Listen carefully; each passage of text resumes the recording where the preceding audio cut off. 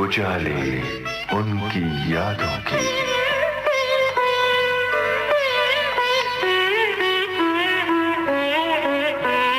उजाले उनकी यादों की।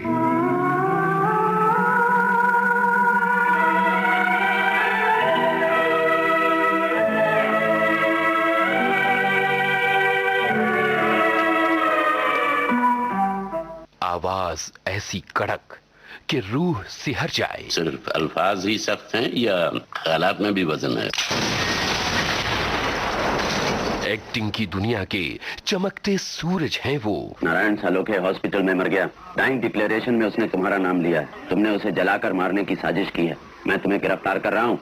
कल आना, देखेंगे। मैं तुम्हें पुलिस स्टेशन ले जाने को आया हूँ, कल नहीं, आज। थिएटर से लेकर बड़े पर्दे और छोटे पर्दे तक फैला है उनका अभिनय संसार। सृष्टि से पहले सत नहीं था, असत भी। अमीरों के सारे गांव जब्त कर लिए जाएं, जो सरकार की तरफ से उन्हें इनाम या वक्फ में दिए गए हैं।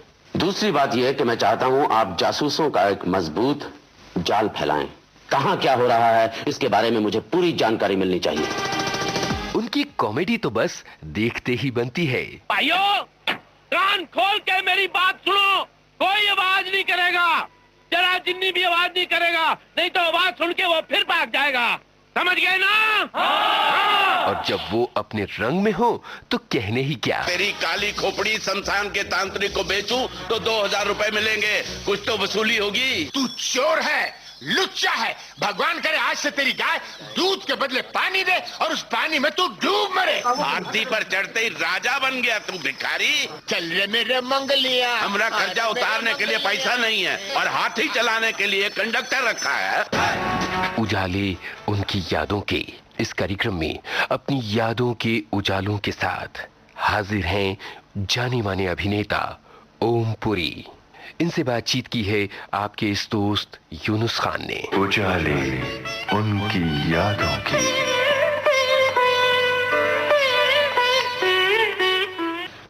दोस्तों, पिछले 2 हफ्तों से ओम पुरी से हम उनकी जिंदगी, उनके करियर और बाकी चीजों के बारे में बातें कर रहे हैं, लेकिन अभी मेरे कुछ और सवाल बाकी हैं। इसलिए इस बातचीत के तीसरे और आखिरी हिस्से में कुछ और सवाल लेकर मैं हाजिर हूं ओम पुरी के सामने। ओम जी, अपने साथी कलाकारों में कुछ अभिनेत्रियों को याद कीजिए, चाहे शबाना आजमी और स्मिता पाटिल। याद किया। अब बताइए क्या याद आया। दोनों ही बहुत ही प्रतिभाशाली एक्ट्रेसेस हैं, स्मिता जी भी और शबाना जी भी। स्मिता ज्यादा इंस्टिंक्टिव थी, ट्रेंड एक्ट्रेस नहीं थी वो जी, लेकिन प्रतिभाशाली थी, मेहनती थी, जागरूक थी और दोनों काफी मिलती जुलती हैं। लेकिन शबाना जी ज्यादा स्किलफुल हैं।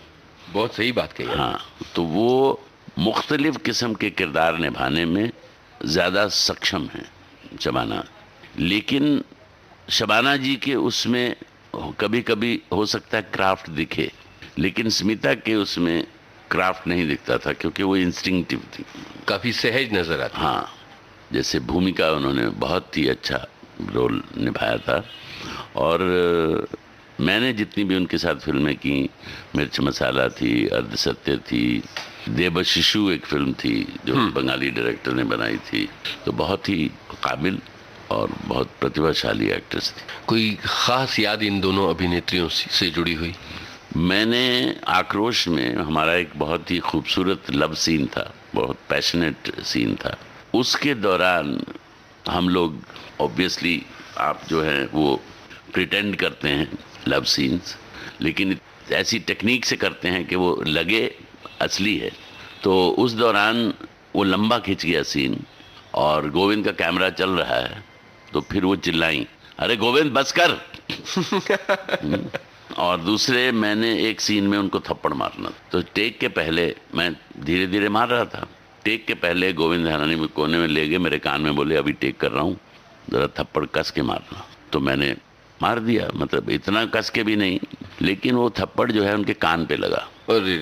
तो कान पे नहीं लगना चाहिए क्योंकि कान का पर्दा फट सकता है। जी जी। तो वो बेचारी इतनी बौखला गई उसके बाद कि वो जाके सो गई अपने ग्रीन रूम में। और बाकी लोग बाहर खड़े हैं कि भाई वो तो अब सो गई, कौन जगाए उनको। तो हम बाहर टहल रहे थे, भैया हमसे गलती हुई है, माफ़ी मांगे, उठें। तो फिर वो थोड़ी देर बाद फिर गोविंद ने उनको नॉक किया और उठाया। तो मैंने कहा आई एम सॉरी। बोले नहीं कोई बात नहीं है, आपने जानबूझ के थोड़ी मारा। जी जी जी। स्मिता पाटिल के नाम एक गाना सुना जाए उनकी किसी फिल्म का। उनकी फिल्म का, लेकिन उनका गाया हुआ नहीं है, तो फिर मंथन का सुन सकते हैं। मंथन का पहला गाना गाम घाटा पर। जी, सुनते ही गाना, प्रीति सागर की आवाज। जी।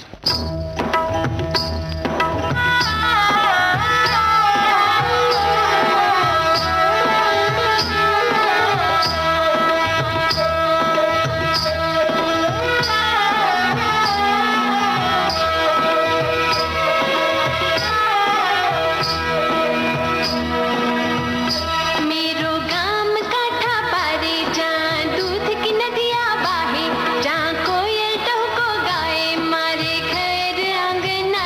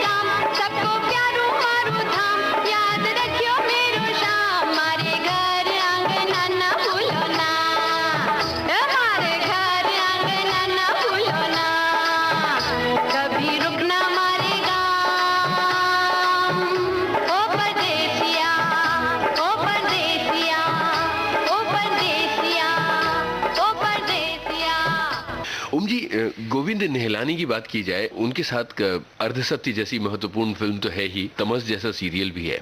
एक निर्देशक के तौर पर आप जैसे समर्थ अभिनेता से बहुत अच्छा काम उन्होंने करवाया है, उनके बारे में बताइए। बहुत पैशनेट फिल्म मेकर हैं जी।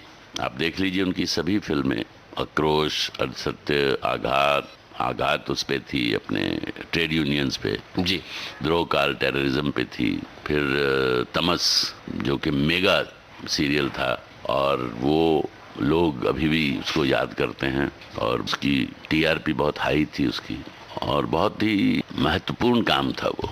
उन्होंने देव बनाई जी, बच्चन साहब मुझे लेकर। पैशनेट फिल्म मेकर हैं, सेंस ऑफ ह्यूमर कम है, उन्होंने कोई भी ह्यूमरस फिल्म नहीं बनाई और ना उनकी फिल्मों में ह्यूमर होता था। जी जी जी ना, बहुत इंटेंस फिल्म मेकर। लेकिन मैं बहुत ऋणी हूँ उनका जी, क्योंकि मेरा जितना अच्छा काम हुआ है उसमें उनका बहुत बड़ा योगदान है, और फिर श्याम बेनेगल साहब का भी। ये एक डायरेक्टर और एक्टर का रिश्ता है या कहीं दोस्ती जैसा कुछ होता है? इसमें दोनों मिश्रण हैं। वो मुझे बहुत चाहते थे एज एन एक्टर और मुझ पे बहुत भरोसा था उनको कि ये जो है ही विल डिलीवर, तो इसीलिए बार बार उन्होंने मुझे मेन किरदार में ही लिया। कभी मुझे छोटा रोल नहीं दिया उन्होंने। देव में उन्होंने आपको अमिताभ बच्चन के सामने खड़ा किया और मैं खड़ा रहा जी। काफी सारे लोगों ने कहा कि वो जो अर्धसत्य वाली जो भूमिका है कहीं ना कहीं उसका कुछ एक्सटेंशन जैसा हो रहा है। नहीं, अर्धसत्य वाला एक्सटेंशन तो खैर नहीं था जी, लेकिन बहुत ज्यादा वेल एच्ड कैरेक्टर नहीं था वो। मुझे मेरी रिजर्वेशन है उस रोल को लेकर। थोड़ा इंटेंसिटी के हिसाब से हो सकता है लोगों को लगा हो, खासकर जब वो पोस्ट बच्चन साहब को जब वो मरवा देता है तो उसके बाद का जो सीन है वो शायद अर्धसत्य की याद दिला सकता है जी, व्हेन ही इज ड्रंक।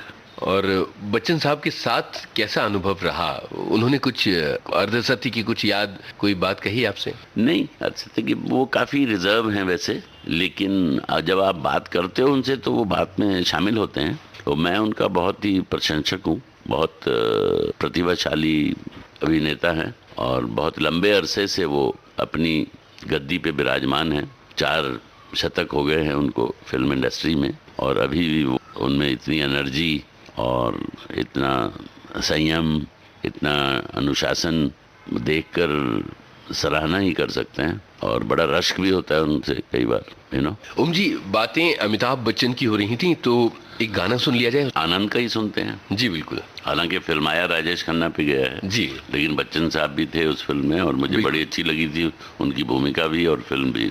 जिंदगी कैसी है पहेली सुनते हैं।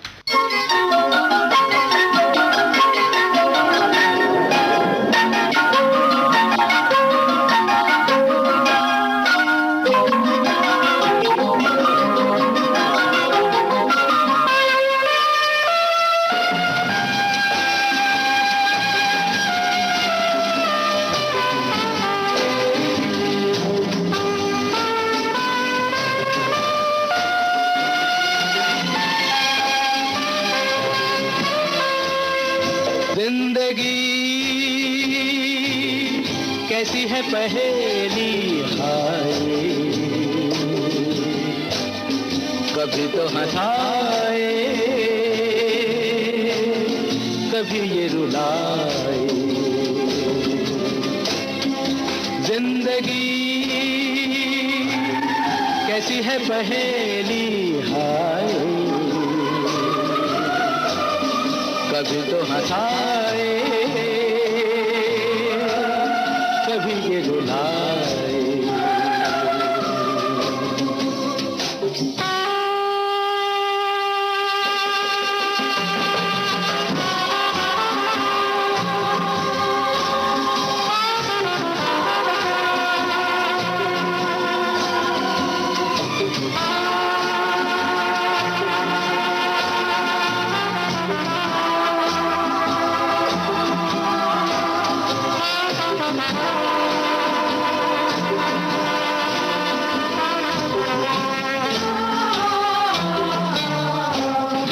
कभी देखो मन नहीं जागे,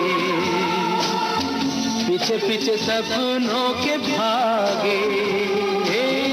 तो भी देखो मन नहीं जागे, पीछे पीछे सपनों के भागे, एक दिन सपनों का राही चला जाए सपनों से आगे कहाँ। जिंदगी कैसी है पहेली हाय, कभी तो हंसाए कभी ये रुलाए।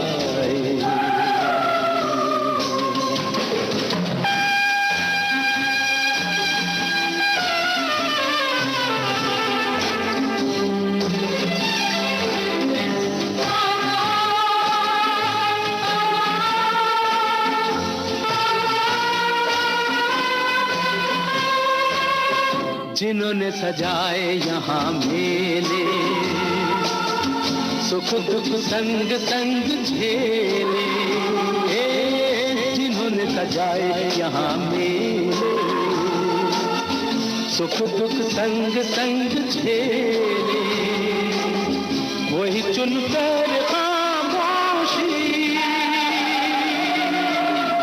यूं चले जाए अकेले कहाँ। जिंदगी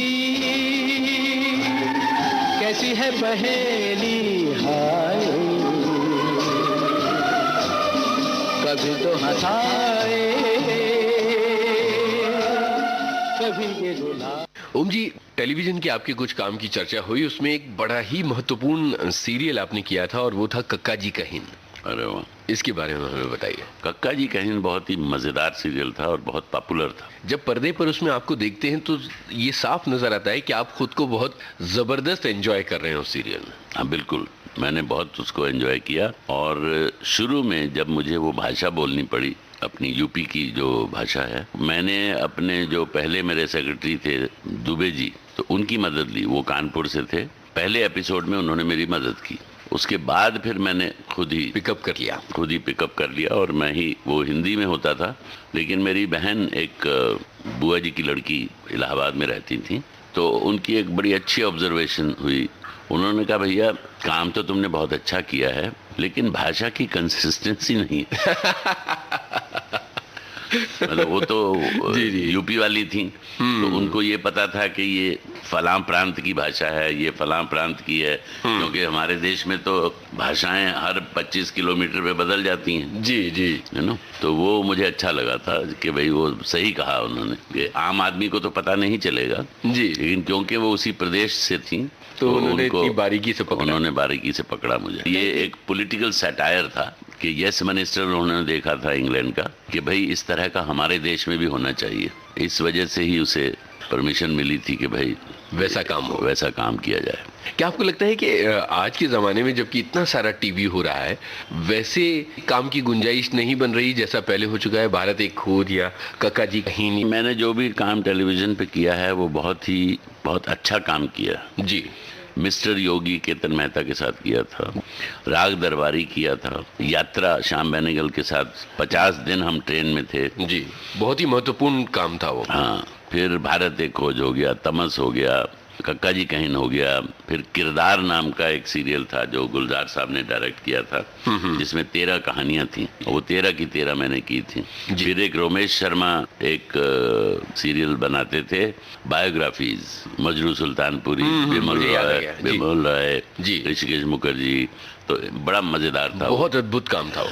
फिर मैंने किया था जासूस विजय, जो कि BBC वर्ल्ड ट्रस्ट वाले प्रोड्यूस करते थे दूरदर्शन के साथ मिलकर, और ये एड्स अवेयरनेस के बारे में था। मैंने लगभग 3 साल तक उसका एज एंकर मैंने काम किया। क्या बात है। तो ये इतना काम मैंने टेलीविजन पे किया। जो ओम जी, क्या वजह हो सकती है कि इतनी पॉसिबिलिटीज वाला एक मीडियम जिसमें अच्छा काम नहीं हो रहा?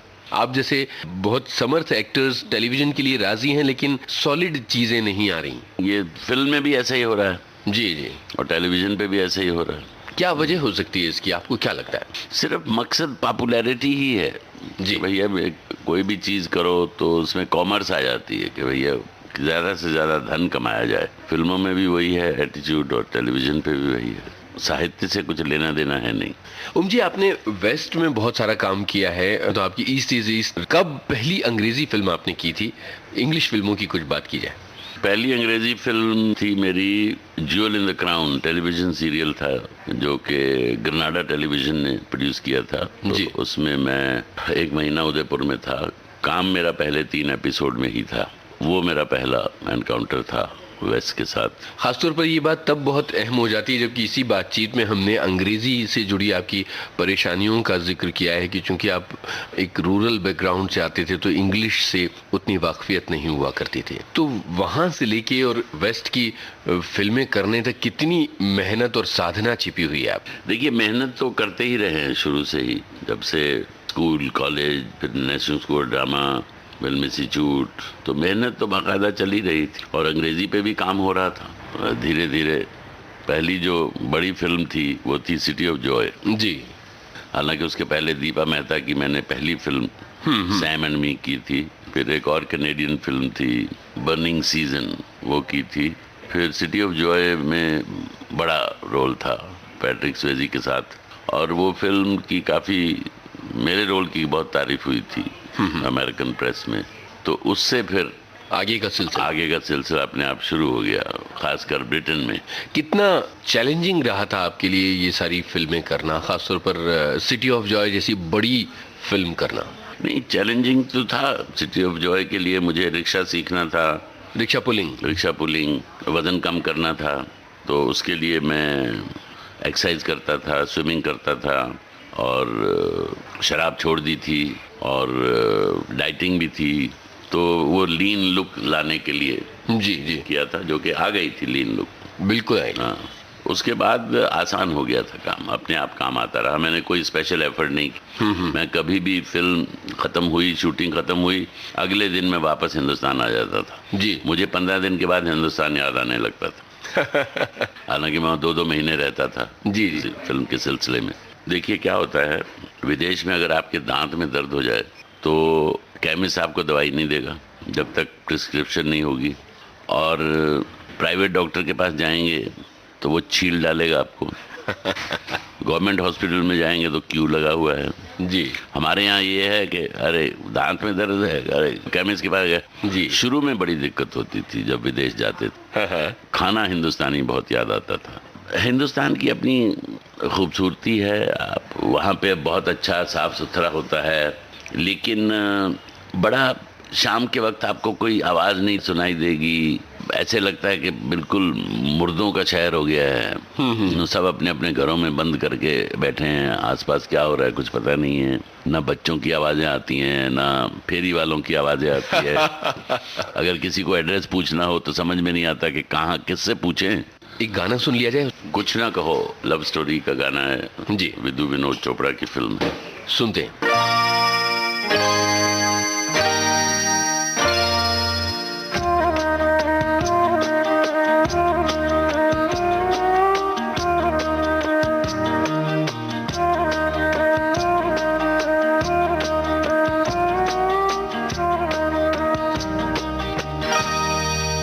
कुछ ना कहो,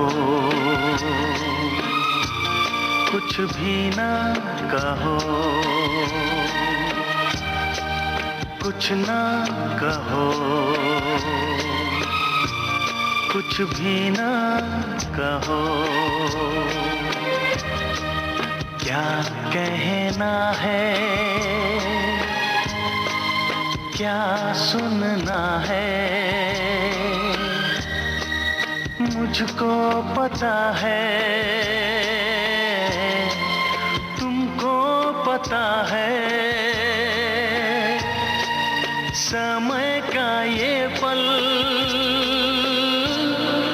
थम सा गया है और इस पल में कोई नहीं है,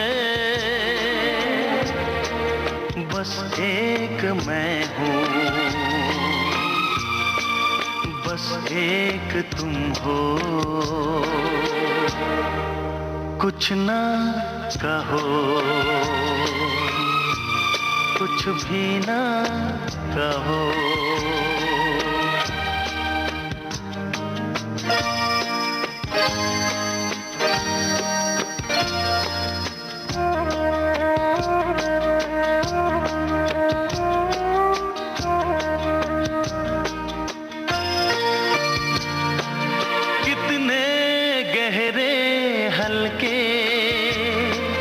शाम के रंग हैं छलके, पर्वत से यूं उतरे बादल, जैसे आंचल ढलके, कितने गहरे हल्के।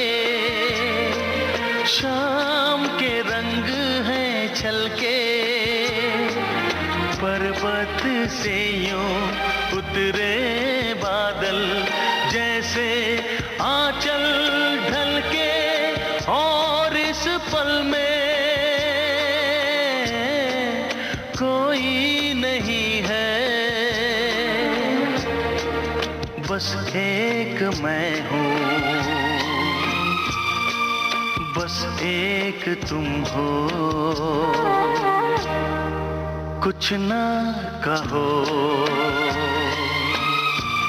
कुछ भी ना कहो।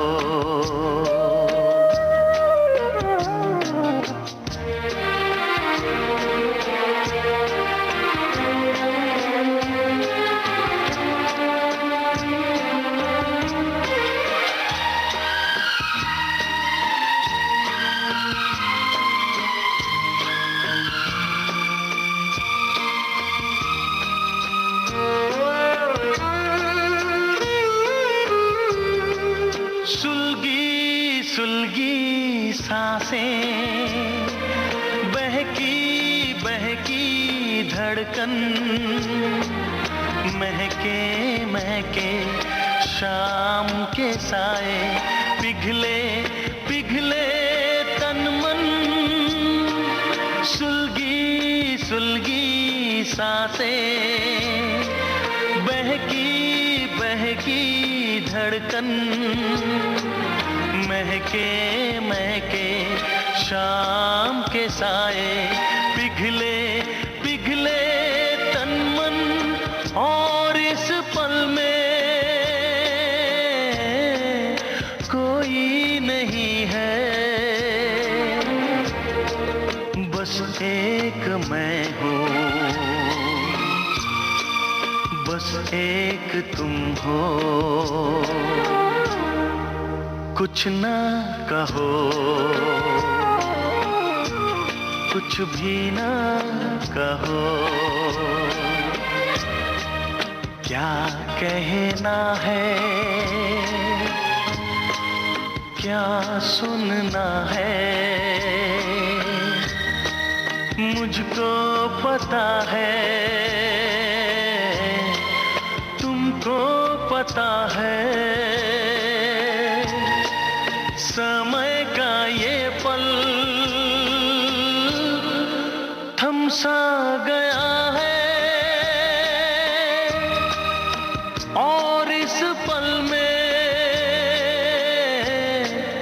कोई नहीं है, बस एक मैं हूँ,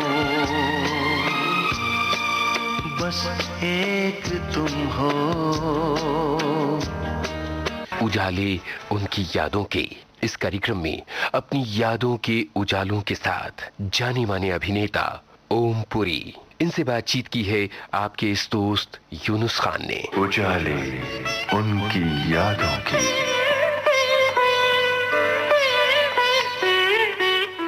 ईस्ट इज ईस्ट और वेस्ट इज वेस्ट दोनों फिल्मों के बारे में बताइए। ईस्ट इज ईस्ट बहुत ही सक्सेसफुल फिल्म रही है और ब्रिटेन की one of the most popular film. आज भी जब देखें तो बड़ा, एक तो कुछ महत्वपूर्ण मुद्दों की बातें हैं, लेकिन जिस तरह से उसे प्रेजेंट किया गया है काफी मजा जैसा आता है। ह्यूमर है बहुत जी, ह्यूमर प्रधान फिल्म है। और वेस्ट इज वेस्ट भी ह्यूमर भी है और ड्रामा भी है। जी, एक ऐसा दौर आया जबकि पैरेलल सिनेमा एक तरह से दम तोड़ रहा था और जितने भी पैरेलल सिनेमा के बड़े कलाकार थे वो सब कमर्शियल सिनेमा की तरफ आ गए थे। आप खुद पैरेलल सिनेमा से कमर्शियल सिनेमा की तरफ आए और खासे सक्सेसफुल रहे हैं। धन के अलावा इसकी और क्या वजह हो सकती थी? और कोई वजह नहीं, केवल धन। क्योंकि आर्ट सिनेमा के पास धन नहीं। अगर मैं आपको गिनाऊं कि क्या क्या मिलता था मुझे जी, तो आपको शायद थोड़ी हैरत होगी और सुनने वालों को भी होगी। आक्रोश में 9,000, जाने भी दीवारों में 5,000, स्पर्श में 500 बासु भट्टाचार्य जी ने दिए थे, और अड़सत्य में 25,000, शोध एक फिल्म की थी, मेन रोल था मेरा, 25 दिन काम किया था उसमें भी 5,000 इस तरह का धन मिलता था। अपना तमस में 5 महीने मैंने काम किया था जी जी, 80,000 मिले थे उससे। ओहो। तो आप सोच सकते हैं कि क्यों कमर्शियल सिनेमा में हम आए। जी, जबकि आप कमर्शियल सिनेमा की कुछ बहुत ही इम्पोर्टेंट फिल्में कर चुके हैं, और ख़ास तौर पर ऐसी फिल्में जो हास्य प्रधान हैं, कितना एंजॉय कर रहे हैं आप खुद को प्रियदर्शन की फिल्में करते हुए? प्रियदर्शन की मुझे मालामाल वीकली बहुत अच्छी लगी और बहुत मज़ा आया मुझे उसमें जी, और हेरा फेरी में बहुत मज़ा आया। जी जी, बाकी ह्यूमर में मज़ा आता है, ह्यूमर फिल्में करने में, जाने भी दो यारों में मज़ा आया था। लेकिन मेरी फेवरेट हैं जाने भी दो यारों जैसी फिल्में, सैटायर बनने चाहिए, मतलब पॉलिटिकल सैटायर, सोशल सैटायर, लेकिन हंसी फॉर हंसी सेक जी जी, इतनी मुझे नहीं भाती है। या फिर चाची 420 भी, हालांकि उसमें कोई बहुत बड़ा संदेश नहीं था, लेकिन वो मजे मजे की फिल्म, लेकिन मजे मजे की हार्मलेस ह्यूमर था उसमें। कमल हसन के निर्देशन में चाची 420 और हे राम मुझे याद आती है। वो कैसा एक्सपीरियंस है? वो अपने आप में एक बड़े समर्थ अभिनेता हैं। चाची 420 तो उन्होंने, और दूसरे बहुत अलाउ किया उन्होंने इम्प्रोवाइजेशन। एक सीन तो बल्कि मैंने ही लिखा था उसमें। कौन सा वाला? उसमें एक सीन है जब अमरीश पुरी बीमार हो जाते हैं, उनको हॉस्पिटल में ले जाते हैं और मैं उनका सेक्रेटरी हूँ। ऐसे ही लंच ब्रेक हुआ था, मैंने कहा इतना इंथुजियास्टिक है ये सेक्रेटरी, फर्ज करो वो फ़ोन उठाता है, वो घर पे फ़ोन करता है कि भैया ऐसा करो, सेठ जी का तो भरोसा नहीं है कुछ, सेठ जी की तबीयत बहुत ख़राब है, हम लोग अपनी तरफ से पूरी तैयारी रखें। एक तो उनका सफ़ेद कुर्ता पजामा प्रेस वेस करवा के अच्छे से रख दो, और कुछ फूल, खूब सारे ढेर सारे फूल मंगा के रखो, और बर्फ़। तो वो पूछते बर्फ़ किस लिए? बोले अरे उनका भाई नेपाल में रहता है, देर से आएगा, पता चले पूरे मोहल्ले में बदबू फैल गई। और ये बहुत ही संजीदगी से सीरियसली बोल रहा है। तो हंसने लगे ये सारिका जी और कमल हसन। बोले ओम इसको लिख डालो, तुम इसको सीन को शूट करेगी। क्या बात है। और किया उन्होंने। कभी आपने लिखने के बारे में नहीं सोचा, बाकायदा अपने बारे में लिखने का या फिल्में लिखने का? नहीं, ये प्रतिभा है वो मुझ में नहीं है। बिल्कुल नहीं? बिल्कुल नहीं। मतलब कभी सोचते ही नहीं आप? ना। कभी डायरेक्शन के बारे में सोचा हो कि इतना सारा अनुभव हो गया, आप कैमरे के पीछे? कभी कभी ऐसे खुजली होती है, लेकिन फिर मैं उस खुजली को दबा देता हूँ। अच्छा। कि भैया देखो, तुम एक्टर्स को शायद डायरेक्ट कर सकते हो जी, लेकिन कैमरामैन को कैसे डायरेक्ट करोगे? तुम्हें तो कुछ पता नहीं है तकनीक के बारे में। आपके अजीज दोस्त नसीर साहब तो डायरेक्टर बन चुके हैं। ओम जी, नसीर और आप में एक फर्क वो ये कि नसीर अब थिएटर किए जा रहे हैं। बड़ी दुखती रग पे आपने हाथ रख दिया है। ऐसा है कि वो NSD में मैं उनसे आगे था, डिसिप्लिन में और मेहनत में। ये बहुत सुस्त थे और मैं बहुत मेहनती था। अब उल्टा हो गया है। लेकिन दोनों माध्यम में मुझे फिल्म ज़्यादा भाती है, क्योंकि ये ज़्यादा लोगों तक पहुंचती है। अब अगर तमस या सत्य जैसी कोई आप नाटक उठाएं तो कितने सालों में आप लोगों तक पहुंचेंगे, जबकि फिल्म में आप करोड़ों लोगों तक एक ही रात में पहुंच सकते हैं। जैसे तमस था सीरियल, करोड़ों लोग देख रहे हैं रात को। तो इसलिए मुझे थिएटर आपकी पर्सनल ग्रोथ के लिए अच्छा है कि भाई आप अपनी प्रतिभा को मांझें जी, तो उसके लिए बहुत अच्छा है। लेकिन मेरा ज़्यादा प्रिय सिनेमा है। जब किसी रोल के लिए आप खुद को तैयार करते हैं तो उसका क्या तरीका है? क्योंकि हर मॉडर्न लाइफ की अपनी प्रॉब्लम्स हैं और तमाम चीज़ें हैं, लेकिन एक एक्टर को परफॉर्म करना पड़ता है। किसी भी चैलेंजिंग रोल के लिए ओम पुरी खुद को कैसे तैयार करते हैं? ऐसा है कि आप स्क्रिप्ट जो आपको मिलती है उससे आप अपनी गीता और बाइबल समझें। उसको सिर्फ एक बार नहीं, उसको बार बार पढ़ें, और उन शब्दों के, उन लाइनों के, उन वाक्यों के पीछे क्या छुपा है उसे ढूंढें, उसे सरफेस पे लाएं। और जो भी किरदार आप निभा रहे हैं, फर्ज करो वो 50 साल का है और 1 साल की उसकी कहानी है, तो 50 साल तक उसने क्या किया है जो कि किताब में, स्क्रिप्ट में नहीं है। क्या बात? उसको आप ढूंढें, वाह वाह, उसको पिरोएं कि क्या इमेजिन करें कि क्या उसका बचपन रहा होगा, क्या उसकी जवानी रही होगी, किन किन चीज़ों से वो प्रभावित हुआ, क्या उसकी अच्छाइयाँ रहीं, क्या उसकी बुराइयाँ रहीं। मतलब एक पूरा उसकी ज़िंदगी का खाका आप बना लें, एक पूरा स्केल तैयार करें, और फिर उसको आप अपने जहन में स्टोर कर दो जी, और फिर आप जो स्क्रिप्ट में लिखा है वो निभाओ। तो वो इनडायरेक्टली वो फिल्टर होगा आपकी परफॉर्मेंस में। तो हुई मानसिक तौर पे तैयारी। फिर एक है फिजिकल तैयारी जिसमें क्राफ्ट आता है कि भाई अरसत्ते में मुझे मोटरसाइकिल नहीं चलाना आता था तो मैंने मोटरसाइकिल सीखा। सिटी ऑफ जॉय में मुझे रिक्शा नहीं चलानी आती थी तो मैंने रिक्शा सीखी। सुसमन में मुझे बुनना नहीं आता था तो मैंने बुनना सीखा, और इतना सीखा कि 40 मीटर कपड़ा बुन डाला मैंने।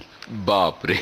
एक महीने में जी 40 मीटर कपड़ा मैंने बुना, और फिर सबको बांटा, गोविंद को, शाम को, शमा जैदी को, वाह वाह, सफदर हाशमी को, अलकाजी साहब को, शबाना को। क्या बात है। शबाना को तो दुपट्टा मैंने भेंट किया था जो मैंने बुना था। क्या बोली हूँ? अरे बहुत खुश हुई। सांसों में दर्द, दर्द में सांसें बसी हुई, सांसों में दर्द, दर्द में सांसें बसी हुई, हम में कोई किसी में समाए हुए होकर भी अपने आप को पाए हुए हैं हम में कोई किसी में समाए हुए हैं, सांसों में दर्द, दर्द में सांसें बसी हुई।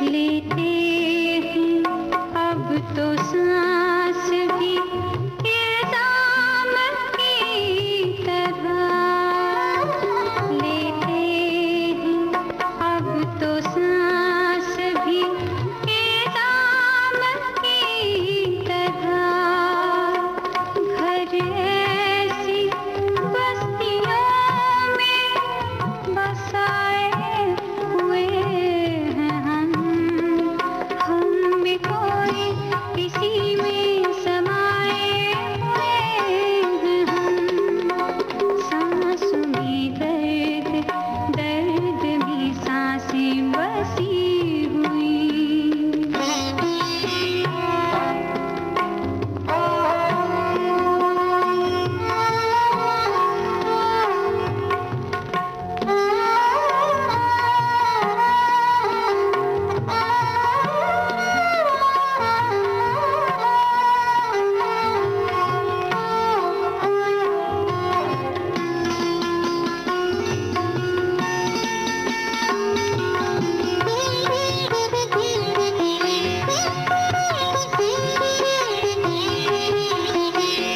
छोड़ा है हमको लाके मोहब्बत ने कहाँ, छोड़ा है हमको लाके मोहब्बत ने कहाँ, अपने लिए भी जैसे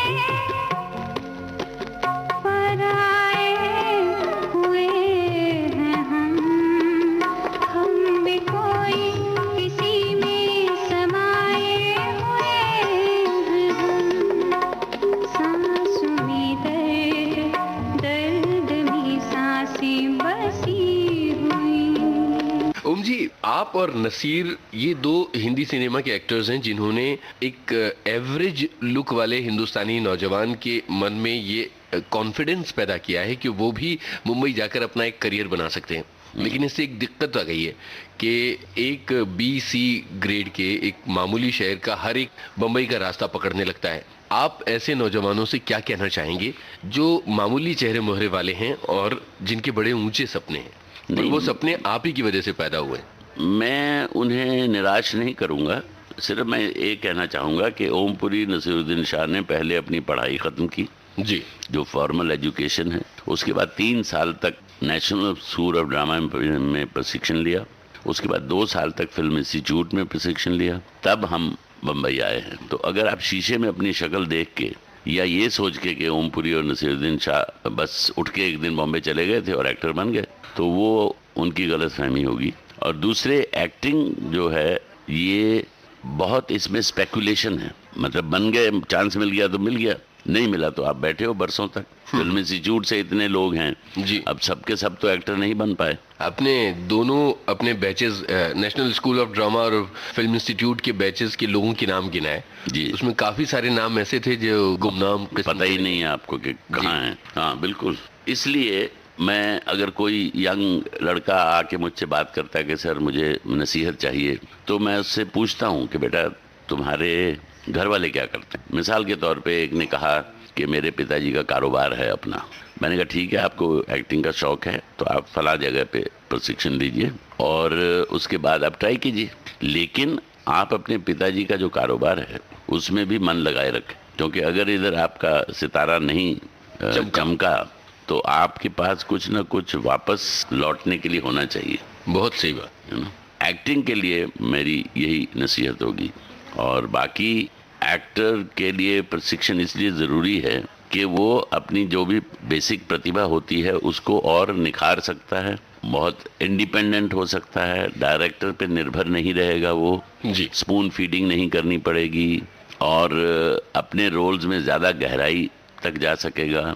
क्योंकि बहुत सारे एक्टर्स हैं जो कहीं स्कूल, मतलब किसी ड्रामा स्कूल या फिल्म स्कूल में नहीं गए, फिर भी अच्छे एक्टर हैं जी, ये बात सही है। लेकिन अगर आप वर्सेटाइल एक्टर बनना चाहते हो, अलग अलग किस्म की भूमिकाएं निभाना चाहते हो, लोगों को के ताज्जुब हो कि भाई अरे यार इसमें अब बिल्कुल अलग लगते हैं, उसमें बिल्कुल अलग हैं, उसके लिए प्रशिक्षण बहुत ज़रूरी है। जी, एक फिल्म आई थी आस्था जिसमें आपने रेखा जी के साथ काम किया था जी, वो कैसा अनुभव था? बहुत अच्छा अनुभव था और फिल्म में नज़र भी आता है। तो मुस्कुरा क्यों रहे हैं आप? नहीं, ऐसी कोई बात नहीं है। जी, बहुत अच्छा लगा, मैं उनकी बहुत इज्जत करता हूँ और मैं उनका भी बहुत प्रशंसक हूँ। उन्होंने जब वो आई थी, बिल्कुल उन्होंने जो अपने को तराशा है जी, मेहनत के बल पे, और कैसे उन्होंने अपनी प्रतिभा को चमकाया है, ये बेमिसाल है। 1-2 आर्ट फिल्में भी उन्होंने की जी, कलयुग की, फिर ये की थी उमराव जान की थी जी, बहुत अच्छा काम किया उन्होंने, तो बहुत ही बेहतरीन एक्ट्रेस है। उमराव जान का एक गाना सुना जाए? दिल चीज क्या है? हाँ, यही है वो गाना। उस पे तो मैं एक्टिंग भी करता हूँ उस पे। अच्छा, हाँ, अब वो श्रोताओं को दिखाई नहीं देगी। वो इतना पसंद है आपको ये गाना? नहीं, मस्ती में करता हूँ मैं। अच्छा, हाँ, हमारी एक मित्र हैं, अच्छा गाती हैं वो जी, तो एक दिन ऐसे मस्ती में मैंने कहा आप गाइए इसको, तो गाने लगी, तो ऐसे मस्ती में जी।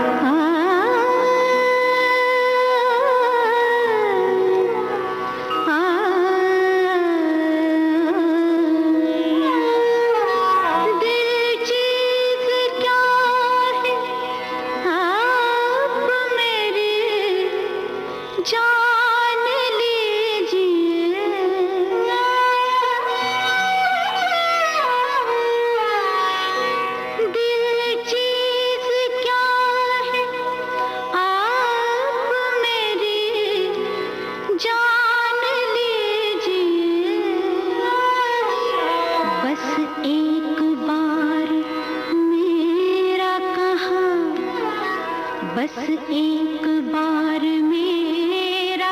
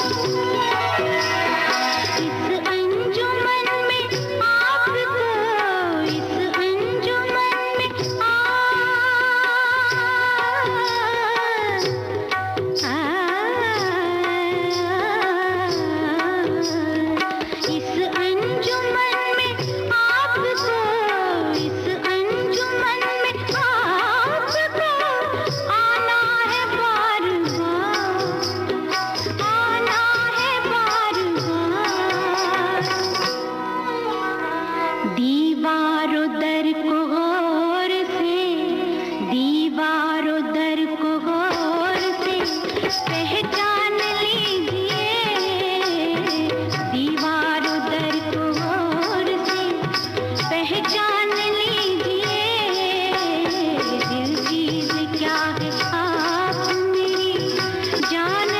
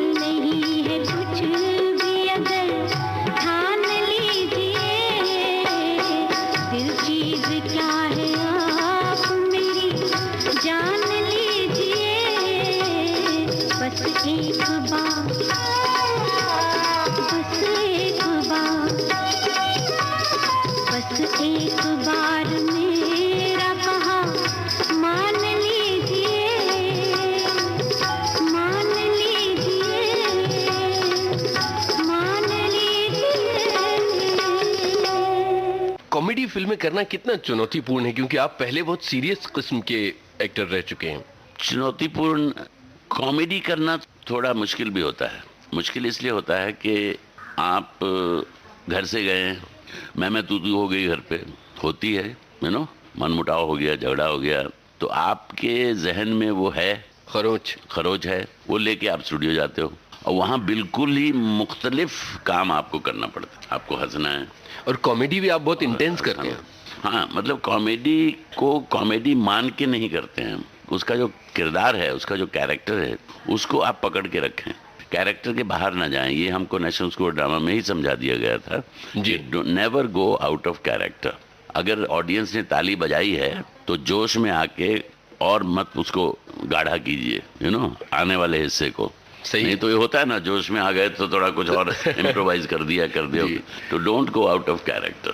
बहुत। और दूसरे कुछ कॉमेडीज ऐसी होती हैं जैसे चार्ली चैपलिन या बस्टर कीटन, जो कि बहुत कठिन, कि वो हंसाते भी हैं और ट्रेजिक भी हो जाते हैं, और ट्रेजिक होते हैं, और वो नहीं हंसते, वो तो अपना सीरियसली अपना काम कर रहे हैं। Situational comedies. हाँ, देखने वाले को हंसी आती है। आपके लिए कितना मुश्किल होता है ये सब? देखिए, मुश्किल तो फ्रैंकली नहीं होता है। वजह उसकी ये है कि एक तो 35 साल का तजुर्बा है पीछे जी, 40 साल का बल्कि, यू नो जी। तो एक्टिंग तो शुरू कर दी थी 15 साल की उम्र से, लेकिन चलो हम 20 साल से मानते हैं कि भाई 20 साल की उम्र में एक सही नेशनल स्कूल ड्रामा पहुंच गए थे और सीरियस काम करने लगे, ये वो। तो 40 साल हो गए, तो इसलिए मुश्किल नहीं है ये। इट्स लाइक कोई भी सर्जन हो जो इतनी सर्जरीज कर चुका है 20-25 साल तक, उसको आप पूछें कि साहब मुश्किल नहीं पड़ता। हालांकि होता है, बॉडी अलग हो सकती है, केस अलग हो सकता है, थोड़ा बहुत इधर उधर हो सकता है, लेकिन बेसिकली तो वही है। क्या बात।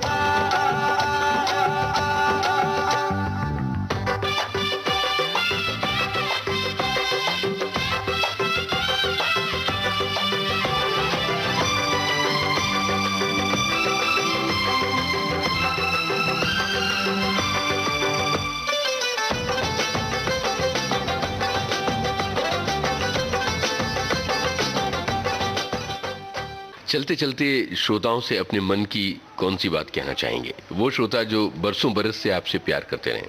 श्रोताओं से मैं एक तो उनको धन्यवाद दूंगा कि उनसे बहुत प्यार मिला है मुझे, बहुत इज्जत मिलती है, तो बहुत ही प्यार से, बहुत ही मोहब्बत से, बहुत इज्जत से मिलते हैं, जिसके लिए मैं उनका आभारी हूँ।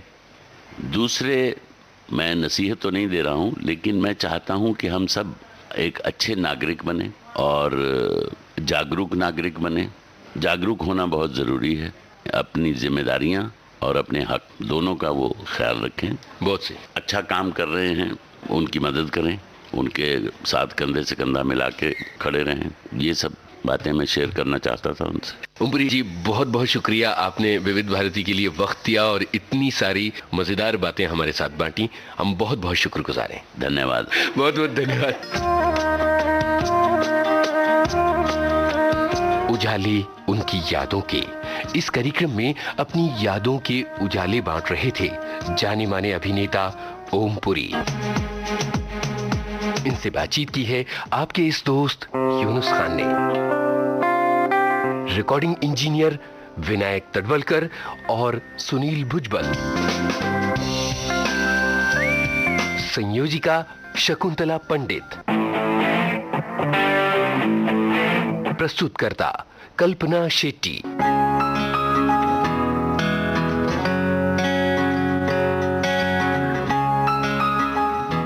उजाले उनकी यादों के।